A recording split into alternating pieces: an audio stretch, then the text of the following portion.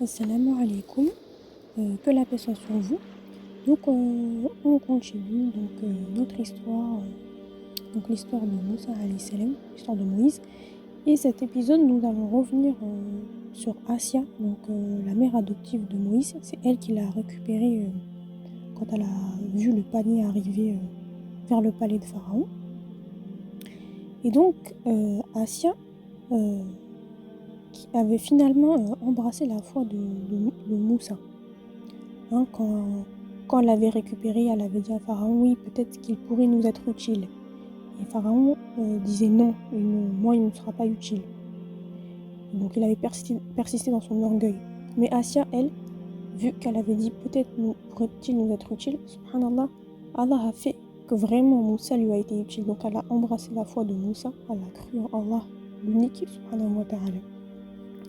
Et quand Pharaon apprit cela, quand il a appris que Asia, sa femme, avait embrassé la foi de Moussa, il rassembla son peuple et déclara donc devant son peuple, que pensez-vous de cette femme, Asia?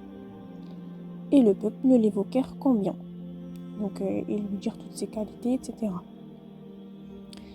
Puis Pharaon leur informa de la foi nouvelle de Asia.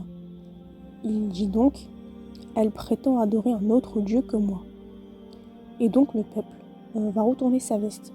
Donc tous les adeptes de Pharaon, ils vont tous retourner sa veste, ils vont dire tu l'as. Donc en fait, ils vont l'encourager à tuer sa femme parce qu'elle a cru en Allah. Donc Pharaon décida de la torturer devant son peuple pour montrer l'exemple. Donc il va l'attacher à un palmier en plein soleil.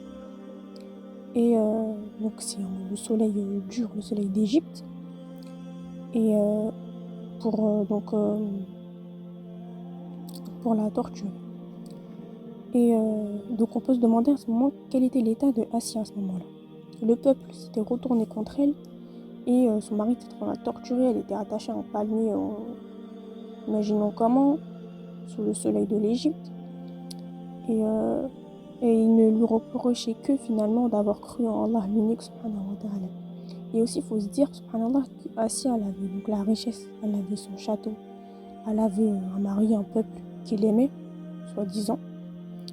Mais tout ça, ça n'a pas empêché en fait de croire en Allah, parce que tout ça finalement ça ne vaut absolument rien face à l'amour d'Allah, face à la foi.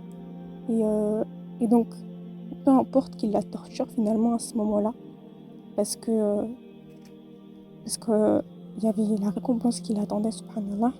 Donc, alors que l'épreuve se faisait rude, elle s'est réfugiée auprès d'Allah avec cette belle invocation quand elle dit « Seigneur, construis-moi auprès de toi une maison dans le paradis et sauve-moi de Pharaon et de son œuvre et sauve-moi des gens injustes. » Donc peu importe en fait, elle a perdu sa place au château, ses richesses. On est en train de la torturer, la déshonorer, mais peu importe, parce qu'elle a la chose la plus précieuse qu'on puisse posséder, donc elle avait la foi. Et Allah, donc, qui est toujours présent pour ses fidèles, il va lui faire voir sa place au paradis, il va lui faire voir son château de perles réservé pour elle au paradis. Et elle va se mettre à sourire, donc en pleine torture, en pleine épreuve, elle va se mettre à sourire. Et Pharaon va voir cela, et il va se moquer d'elle devant son peuple, il va se railler d'elle. Mais peu importe, qu'ils s'acharnent, ils n'ont de pouvoir qu'en ce monde.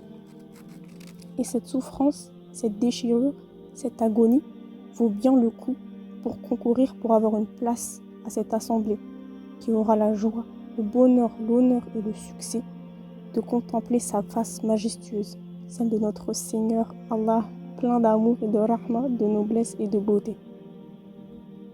Et donc ce verset magnifique, on voit l'invocation de Asia, c'est dans la sourate At-Tahrim, verset 11.